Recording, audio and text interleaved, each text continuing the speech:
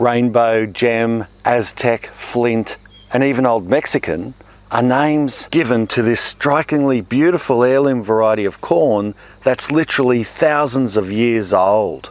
G'day, I'm Mark from Self-Sufficient Me, and I can tell you now, after growing this gem of a variety of corn, this plant will feature in our garden every summer from now on. So what's it like to grow and eat? Let's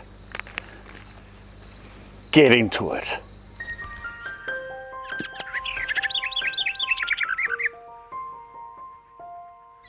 We're coming into our winter now and corn growing is over. However, no one told the corn that.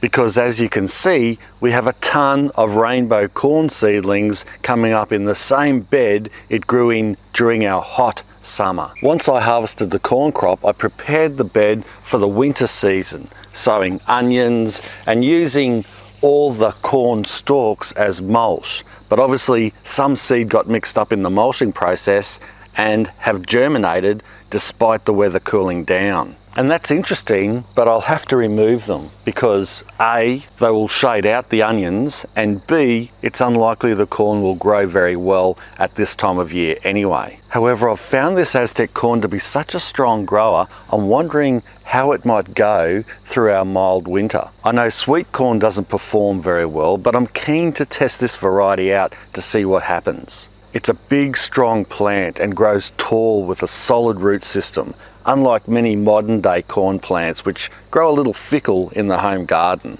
I was genuinely surprised at how easy this crop was to grow. I decided to plant two separate varieties of this Aztec corn in the same bed to see if it would cross-pollinate and produce even more colours. And I was happy with the results, which were remarkably diverse indeed, ranging from bright yellow through to dark red and blues. Now it's important to state that this variety of corn is not the same as the sweet corn variety we all know. They are essentially two different plants, even if they do come from the same origin. Sweet corn has been selectively bred to have soft, sweet kernels, designed to enjoy straight off the cob. Whereas Aztec corn has a harder kernel skin, often referred to as flint corn. Hear that? Because of how hard it is. So eating it like you would sweet corn is not commonly done. Having said that, I couldn't help myself and I did try cooking some up for the family, and to be honest, I thought it tasted really good. It was extra chewy and it wasn't as sweet as sweet corn. And I have to say, Nina and the boys weren't overly keen on it, but I liked it and it was totally edible, and I don't think the fibre did me any harm. For those of you who really appreciate homegrown food, I recommend you give it a go, nice and fresh on the cob. But for normal people, this type of corn is best ground up into corn flour / corn meal to make grits and used in other ways. And that's why I left the majority of the crop to dry out on the plants before harvesting and airing it for several weeks to dry out some more so it could be ground up and stored. This here is a simple homemade tool, obviously, that I use to remove the kernels from the cob of corn. It's only a piece of PVC pipe with some roofing screws screwed in just enough to leave a gap in the middle for the cob to go through. And as you twist, the kernels fall out. I'll give you a demo.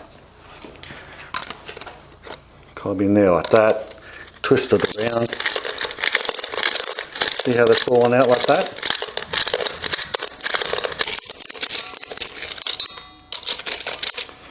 Get about halfway and then you can twist it over.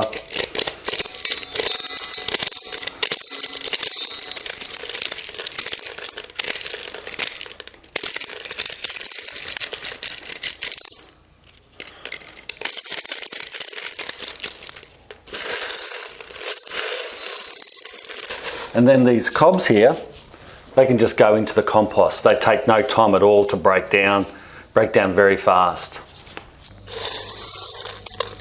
What I do after removing the kernels, just dropped a few there as I usually do, is give them a good wash and clean, rinse off with fresh water, leaving them to fully dry before grinding them up in a coffee grinder. Yes, I know you can buy special grinding mills, and maybe I will one day, but for now, a coffee grinder grinds up just fine. It just takes a little longer. During the grinding, I use a small holed sieve to separate the larger, harder pieces, and any larger fragments that will not easily grind down is used as chicken scratch feed, so nothing goes to waste. From the kernels to the cobs to the dead stalks, everything is used. What do we use the cornmeal for? Well, it can be used as a thickener in soups or stews, or used to make grits, which I believe is an old Indian American food, and I love using it just like breadcrumbs to coat foods for a wonderful savoury crunch, adding texture and extra flavour. Do you have any other uses for corn like this? If you do, whack them down in the comment section below so that we can all learn from them. Also, if you want to see more of me cooking and using this type of corn, I've got some exciting news to share with you. I've created a new channel called Self-Sufficient Me 2. I'm not kidding. The link is in the description below. I've decided to create this new channel to be used as an overflow for those of you who really do want to see more of Self-Sufficient Me. So go check it out if you're interested. Anyway, back to the Aztec corn. I really do rate this crop highly and recommend you give it a go, because it's easy to grow, great to eat, and by growing this ancient corn variety, you are helping it live on into the future. Which reminds me, I mustn't grind all of these seeds up, and remember to keep some for sowing next season myself. I hope you enjoyed this video. If you did, make sure you give it a big, colourful thumbs up, and subscribe to the channel if you haven't already. And subscribe to Self-Sufficient Me too if you want to see more. Anyway, just go there and find out. Thanks a lot for watching. Share this video around and all that great stuff. Bye for now.